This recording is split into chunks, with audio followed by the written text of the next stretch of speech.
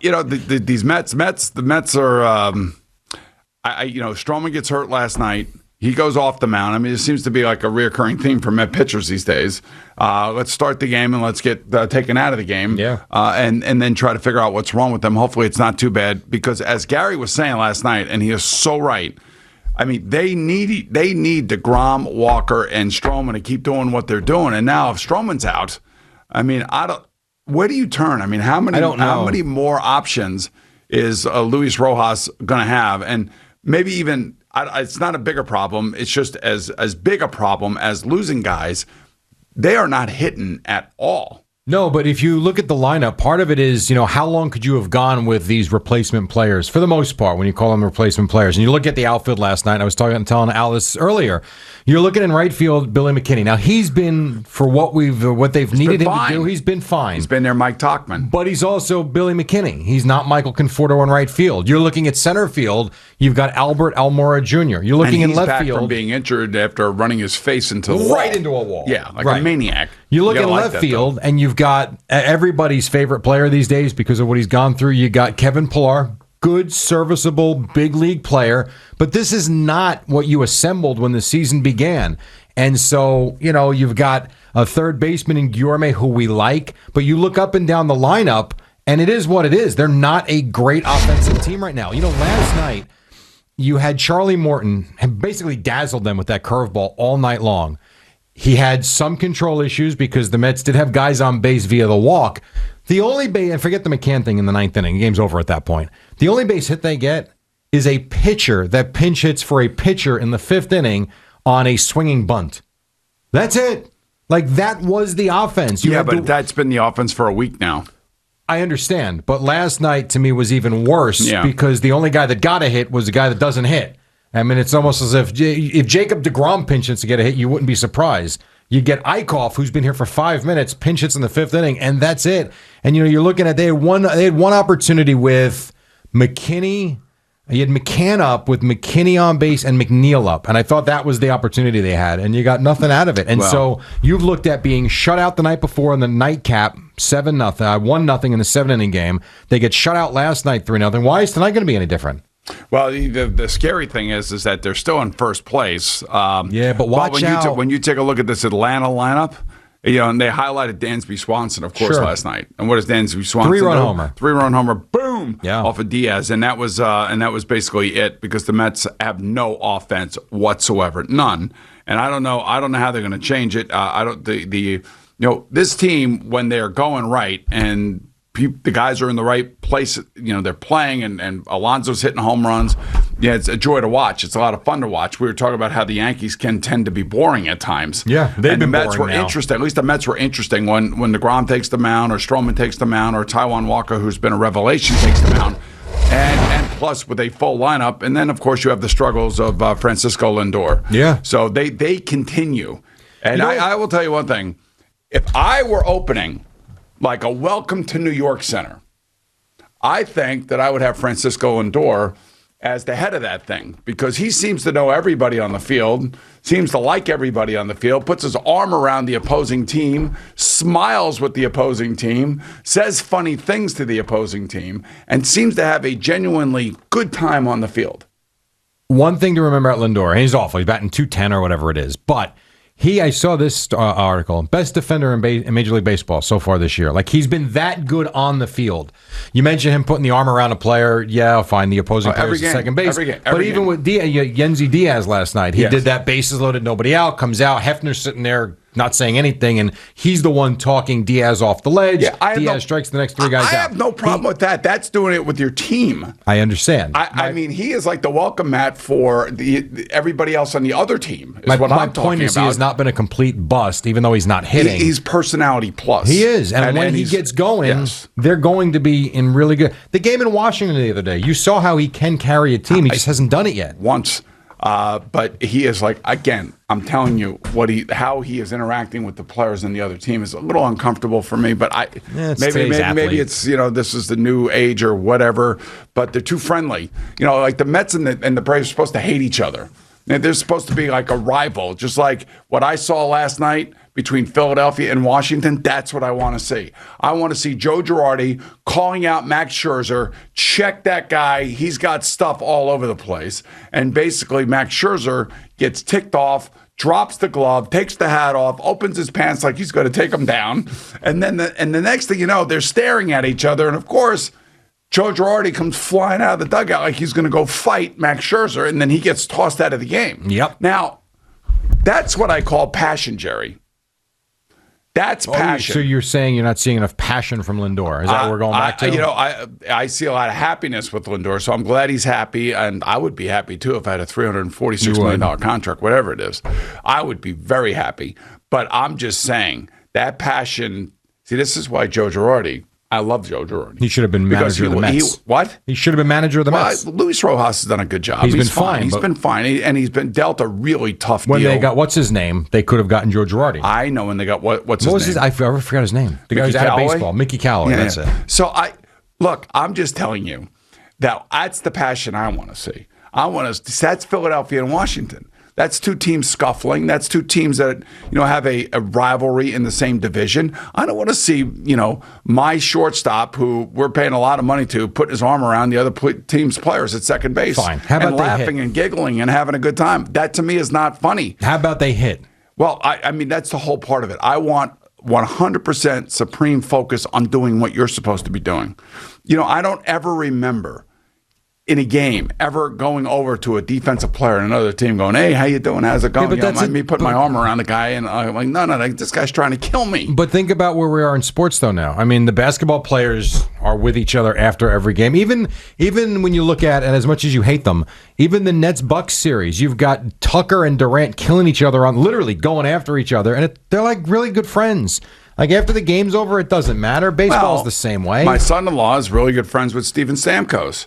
He's going to try to take his head off during the game. But I'll tell you one thing, they ain't going out after the game. That's not happening. No, but they might next week. Barry Trotz is not letting that happen. But they could next week. No, they may. And I don't think Francisco Lindor went out with Ronald Acuna Jr. last night. I don't know. I honestly, I don't know. It seems like Francisco Lindor is running for some sort of office within Major League Baseball, the way he handles people coming to second base. We can make him the face of failure. How is that not a problem for you? It's not a problem because no one's hitting. The whole team is like Freddie Freeman over there at first base. He does the same thing for the Braves at first base. All right, but this is every baseball game across MLB. I guarantee you, if you put that Phillies-Nationals game on last night, I guarantee you that they're talking it up at every base with guys on base. My man Joe Girardi is basically setting the tone, saying, listen, guys, none of this nonsense anymore. I'm calling out the Cy Young Award winner. I'm calling out Max Scherzer. I want him checked. His spin rate is high. That wasn't it. And here's the deal. Managing the spin rate. They can tell. They know. Yeah, maybe. Come on. You can look at Joe Girardi. But Girardi, last night, his 3 pitches prior, Scherzer almost hits Bowman in the face. That's part of it, too. I mean, that's the gamesmanship that I think is going on here. But look at Joe. Look at Joe. Yeah. I mean, we're watching him on CBS Sports Network, and look at how testy he is. And then look at the guys in the Washington dugout screaming back at him. That's what I want to see. And I don't want to see happy, nice. Hey, look, I don't want to see. How'd they do? I know they lost. They lost. I know, but I don't want to see happy, nice between these teams. You don't have a problem with... I know, because I've kind of accepted it at this point. Do I like it? No. Have I accepted it? Why is everybody so accepting of things that just don't seem to be right? Hold on. In your beloved NFL, guys change jerseys at midfield after they kill each other for an hour. That's after the game. That's a different story. After the game, you do whatever you want. Baseball's a different game. During a game. Baseball's different. Why is it different? Because it is. Guys have been talking to one another at first base for years and years and years. Now, I will say that when he goes in and he talks to Diaz and he goes, come on, man. Great. And when Diaz works himself out of that inning, and you could see the reaction from Francisco at the shortstop. That's what I want to see, because he's supporting his teammate. And I told you, he's like the happiest guy on the field. I don't necessarily know that I would be all that happy with that batting average and what Met fans are expecting from him offensively. And I know when usually a guy is scuffling somewhere along the line, we try to find a silver lining somewhere, Jerry. And I know you're not a silver lining type of guy. I am. I already highlighted it. He's the best defender in baseball. But you like to keep it real. I do. You're all about keeping it real. Yes. And I know this is why it's shocking to me that you this morning are looking at a silver lining. I don't know why you're doing that. Because they're still 4 games in first place. They have a 4-game lead, although it's on 3 teams now. And the bigger problem for this team are injuries to the rotation, injuries in the bullpen, and guys that you've never heard of that are going to be playing for this team. Michael Conforto was supposed to be back yesterday. He's in Syracuse. COVID issue with the Syracuse team or whoever they were playing. So hopefully he'll be back today. Point is, they've got bigger issues. Lindor's a big part of it, no doubt, offensively. Yeah. But they've got bigger issues than Francisco Lindor right now. They just do. I mean, no one hit last night. The pitcher who just came here got the only hit of the night until McCann gets the double in the 9th inning. Right. I mean, it's bad. It's a bad situation right now. And beyond that, as you pointed out, and I agree with you, they've become boring to watch unless DeGrom's pitching. And when he pitches, you're wondering, when's he coming out?